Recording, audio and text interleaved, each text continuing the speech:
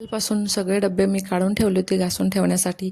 तर चला म्हटलं मसाल्याचा डब्बासुद्धा खूप खराब झाला आहे, त्यामुळे मसाल्याचा डब्बासुद्धा काढला आणि तो सुद्धा घासायला घेतला. डब्बे वगैरे घासून झाले आणि किचन ओट्याचा नंबर लागला. किचन ओटासुद्धा सगळा स्वच्छ घासून घेतला.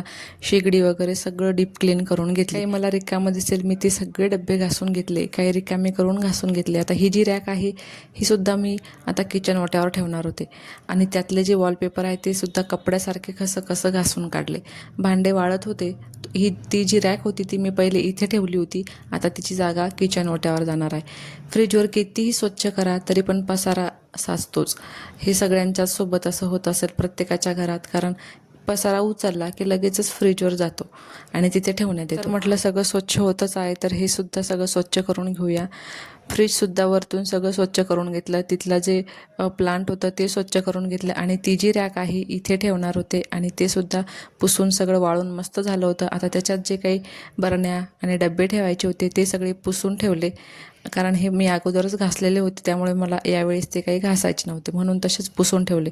आणि आता इथे पहिली रॅक होती, आता इथे मी हे ट्रे ठेवून त्याच्यात त्या छोट्या बरण्या ठेवणार आहे. बाकीचे सुद्धा भांडे माझे घासून वाळून सगळे झाले होते. आता ते घरात घेऊन आले. ऊनच एवढं आहे की सगळे भांडे खणखण वाळतात. आणि माझा मसाल्याचा डबा बघा किती चमकतोय.